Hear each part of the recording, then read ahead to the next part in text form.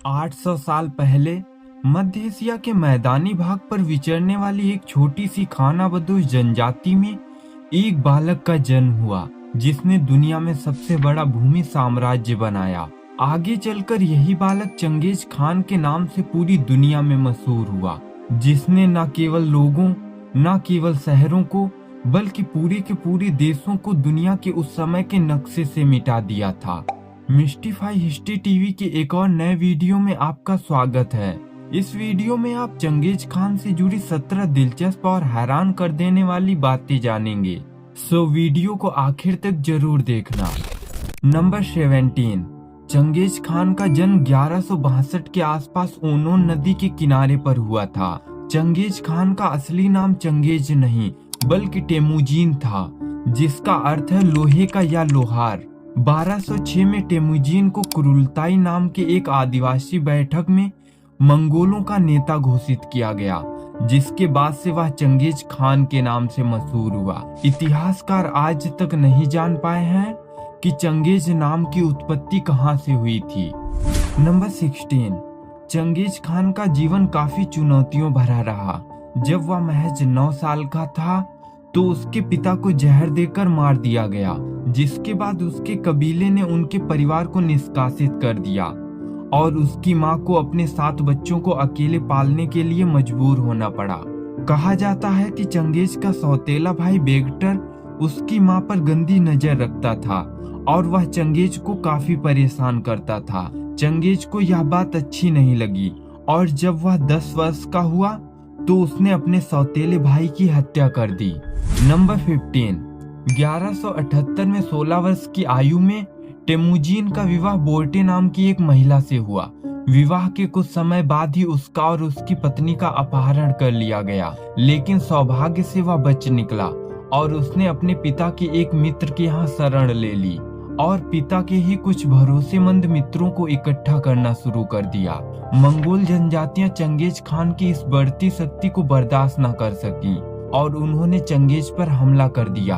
अपने दुश्मनों को हराने, गठबंधन करने और दूसरों की वफादारी जीतने के माध्यम से वह मध्य एशिया के कई देशों को एकजुट करने में कामयाब रहा और इसी के बाद वह चंगेज खान के नाम से पूरी दुनिया में विश्व प्रसिद्ध हुआ। नंबर 14। अपने शासनकाल और साम्राज्य विस्तार के दौरान चंगेज खान ने इतना भीषण नरसंहार किया था जितना शायद ही किसी राजा ने किया हो। आंकड़े बताते हैं कि उसने करीब 40 मिलियन लोगों, यानी उस समय की दुनिया की आबादी के लगभग 5 से 10% लोगों को मौत के घाट उतार दिया था और कुछ सोर्सेज तो इससे भी ज्यादा की संख्या बताते हैं।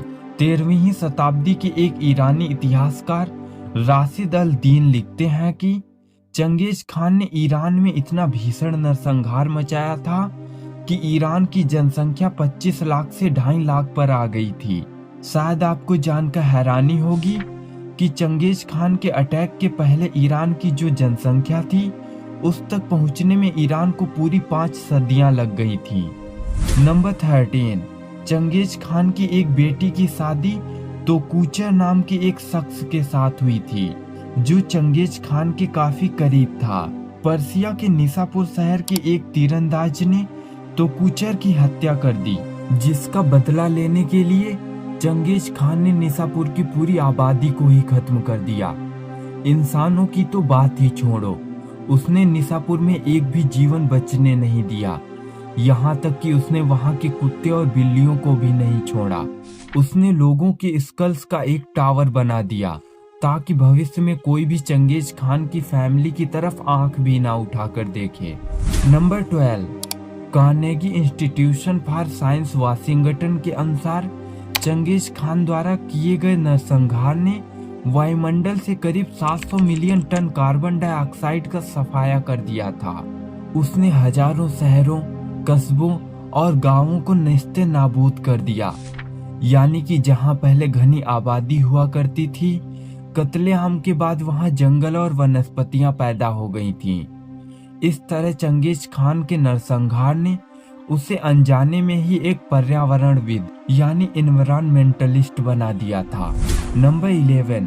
दुनिया में जितने भी राजा महाराजा हुए हैं वे सभी चाहते थे कि उनकी मौत के बाद भी लोग उन्हें याद रखें। इसीलिए वे कई भव्य इमारत और स्मारक बनवाते थे। लेकिन चंगेज खान के साथ ऐसा बिल्कुल भी नहीं था। वह नहीं चाहता था कि उसके बाद भी लोग उसे याद रखें। इसीलिए उसने जीते जी किसी भी चित्रकार को अपनी पेंटिंग नहीं बनाने दी, किसी मूर्तिकार को अपनी मूर्ति नहीं बनाने दी और ना ही किसी सिक्के पर अपना चित्र उकेरने दिया। चंगेज खान की पहली तस्वीर उसके मरने के बाद बनाई गई थी।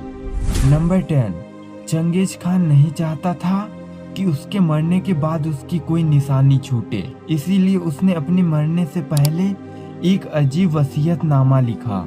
उसने अपने करीबियों को ये हुक्म दिया कि उसके मरने के बाद उसे एक ऐसी गुमनाम जगह पर दफनाया जाए जहां से उसकी कब्र को ढूंढ पाना असंभव हो। और ठीक ऐसा ही किया गया। आज चंगेज खान को मरे हुए करीब 800 साल बीत चुके हैं। सालों से इतिहासकार उसकी कब्र का पता लगाने में जुटे हैं, लेकिन वे अब तक सफल नहीं हुए। नंबर 9, इतिहास का सबसे बड़ा नरसंहारक होने के बावजूद भी चंगेज खान में धार्मिक कट्टरता बिल्कुल भी नहीं थी। चंगेज अपने नए जीते गए क्षेत्रों को उनकी विविधता के साथ अपनाता था। उसने सभी के लिए धार्मिक स्वतंत्रता की घोषणा करने वाले कानून पारित किए थे और पूजा स्थलों को टैक्सेज में छूट भी दे रखी थी। चंगेज खान का मानना था कि खुशहाल प्रजा के विद्रोह करने की संभावना कम होती है। शायद यही कारण थे कि वह अपने मंसूबों में इतना सक्सेसफुल रहा। नंबर 8, चंगेज खान के राज में नेपोटिज्म की कोई भी जगह नहीं थी। चंगेज खान की प्रतिभा पर गहरी नजर रहती थी और वह अपने अधिकारियों की पदोन्नति या चुनाव उनके वर्ग या वंश के बजाय कौशल और अनुभव के आधार पर करता था। सन 1201 में ताइजुत जनजाति के खिलाफ एक लड़ाई के दौरान एक तीर ने चंगेज के घोड़े को लगभग मार गिराया था। हालांकि अंत में जीत चंगेज की हुई। बाद में चंगेज खान ने ताइजुत ट्राइब के बंदी बनाए गए सभी कैदियों को बुलवाया और उनसे पूछा कि वह तीर किस शख्स का था। एक सैनिक बहादुरी से खड़ा हुआ और शूटर होने की बात स्वीकारी। तीरंदाज के साहस से खुश होकर चंगेज ने उसे अपनी सेना में एक अधिकारी बना दिया और बाद में एक युद्ध के दौरान चंगेज ने उसे जेबे का उपनाम दिया, जिसका अर्थ होता एरो यानी तीर। नंबर 7, चंगेज खान के शुरुआती जीवन के बारे में बहुत ही कम जानकारी मिलती है, क्योंकि ऐसे बहुत ही कम रिटन रिकॉर्ड्स हैं जो उसके समय में उसके बारे में लिखे गए हों। चंगेज खान के बारे में आज हमें जो भी जानकारी मिलती है वह सिर्फ इस किताब से प्राप्त होती है, the secret history of the Mongols. इस किताब में लिखा गया है कि चंगेज के जन्म के समय उसके हाथ पर एक रक्त का थक्का मौजूद था। लोक कथाओं के अनुसार यह साइन था कि बच्चा बड़ा होकर एक बड़ा नेता बनेगा। नंबर 6, चंगेज का मानना था कि एक आदमी की शक्ति का पता इस बात से चलता है कि वह अपने पीछे कितने बच्चे छोड़कर गया है। कहा जाता है कि चंगेज खान की 500 से भी ज्यादा रानियां थीं। एक शोध से पता चला है कि एशिया में रह रहे लगभग 8% लोग एक आइडेंटिकल वाई क्रोमोसोम कैरी करते हैं, जो शायद चंगेज खान से शुरू होता है। इससे यह अंदाजा लगाया गया है कि आज दुनिया में लगभग 350 मिलियन पुरुष हैं जिनका एक ही पूर्वज है, यानी हर 200 में से एक व्यक्ति चंगेज खान का वंशज है। नंबर 5, युद्ध के अलावा चंगेज खान अपने साम्राज्य विस्तार के लिए अपनी बेटियों का भी इस्तेमाल किया करता था। चंगेज अपनी बेटियों की शादी स्थानीय शासकों से कराता था, जिसकी एक शर्त होती थी कि राजा की मौत के बाद सिंहासन पर राजा की पत्नी यानी उसकी बेटी बैठेगी। लेकिन कई राजा पहले से ही शादीशुदा होते थे, जिसके जवाब में चंगेज उनकी पत्नी का पहले ही कत्ल करवा देता था। इसके बाद राजा को शादी के लिए राजी किया जाता था और इस तरह से चंगेज दूसरे राज्यों को मंगोलिया सल्तनत में शामिल कर लेता था।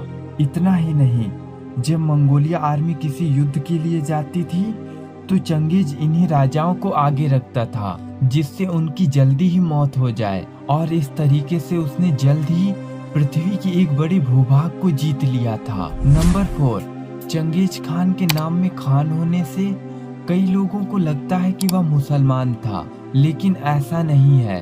हालांकि इतिहासकार नहीं जानते कि चंगेज नाम की उत्पत्ति कहां से हुई थी, लेकिन फिर भी कईयों का मानना है कि चंगेज नाम मंगोलिया भाषा की चिंगिस शब्द से बना है, जिसका अर्थ है यूनिवर्सल लीडर, और खान शब्द मंगोलिया में एक ट्रेडिशनल टाइटल हुआ करता था जिसका अर्थ है रूलर। अब बात करते हैं चंगेज खान के धर्म की। तो चंगेज खान तेंग्रिज्म धर्म को मानता था, जो एक पुराना मध्य एशिया का धर्म हुआ करता था। तेंग्रिज्म को मानने वाले आज भी कई लोग सेंट्रल एशिया में रहते हैं। ये मंगोल और तुर्क लोगों का मुख्य धर्म हुआ करता था। नंबर 3, मंगोल इतिहास में मृत्यु दंड देने का एक बेहद अजीब तरीका होता था, जिसे चंगेज खान ने भी अपनाया था। इस तरीके को मीजरिंग अगेंस्ट दी लिंचपिन के नाम से जाना जाता था। इस तरीके में एक लकड़ी के पहिए वाली गाड़ी होती थी और जीतने वाला राजा हारने वाले दुश्मन देश के नागरिकों को एक के बाद एक उस पहिए के सामने खड़े होने का हुक्म देता था। जिस भी व्यक्ति की लंबाई उस पहिए के एक्सेल पिन से ज्यादा होती थी, उसका सर कलम कर दिया जाता था। आमतौर पर उस समय पहिए के एक्सेल पिन की ऊंचाई 3 फीट हुआ करती थी। मतलब 3 फीट से लंबे हर एक व्यक्ति को मौत की घाट उतार दिया जाता था। साल 1202 में जब चंगेज खान की अपने प्रतिद्वंदी जमूखा के साथ लड़ाई हुई थी, तो उसने जमूखा कबीले के खिलाफ इस तरीके को इस्तेमाल किया था। 3 फीट से लंबे प्रत्येक इंसान का कत्ल कर दिया गया था और केवल बच्चों को ही छोड़ा गया था। नंबर 2, आज जब हम कभी चंगेज खान का नाम सुनते हैं तो हमारे जहन में एक निर्दयी हत्यारे की छवि उभर आती है, जिसने लाखों लोगों को मौत की घाट उतार दिया। लेकिन इसके बावजूद मंगोलिया में उसे बहुत ऊंचे मुकाम हासिल है। वहाँ उसे फादर ऑफ नेशन माना जाता है। यहाँ तक कि नॉर्दर्न चाइना में तो उसका एक मंदिर भी है, जहाँ उसकी एक पूर्वज के रूप में पूजा की जाती है। इसके अलावा मंगोलिया के मुख्य हवाई अड्डे का नाम भी चंगेज के नाम पर ही है और यहाँ की करेंसी पर भी चंगेज खान का ही चित्र दिखाई देता है। नंबर 1, चंगेज खान से जुड़ा सबसे बड़ा रहस्य यह है कि हम अभी तक नहीं जानते हैं कि उसकी मृत्यु कैसे हुई थी। माना जाता है कि चंगेज खान की मौत 1227 में अगस्त के महीने में हुई थी, लेकिन मृत्यु का कारण एक रहस्य ही बना हुआ है। एक थियरी बताती है कि उसकी मृत्यु बीमारी के कारण हुई थी, तो दूसरे सिद्धांत के अनुसार वह शिकार खेलते समय घोड़े से गिरने के कारण मर गया था। इसके अलावा एक और थियरी कहती है कि भीषण युद्ध में लगी एक तीर के घाव में इन्फेक्शन के कारण चंगेज खान की मृत्यु हुई थी। हालांकि जब उसकी मृत्यु हुई थी तो उसकी उम्र करीब 65 साल थी। मृत्यु की ही तरह से चंगेज खान की कब्र भी एक बड़ी मिस्ट्री बनी हुई है। आज तक कोई नहीं जान पाया है कि उसे कहां दफनाया गया था। और अगर आप इसके बारे में एक अलग से वीडियो चाहते हैं तो हमें कमेंट में जरूर बताइएगा। और वीडियो पसंद आई हो तो लाइक और दोस्तों के साथ शेयर जरूर कर देना। और हिस्ट्री से जुड़ी ऐसी इंफॉर्मेटिव वीडियोज के लिए चैनल को सब्सक्राइब कर घंटी को दबाना बिल्कुल भी मत भूलना। मिलते हैं आपसे एक और नए वीडियो में। जय हिंद।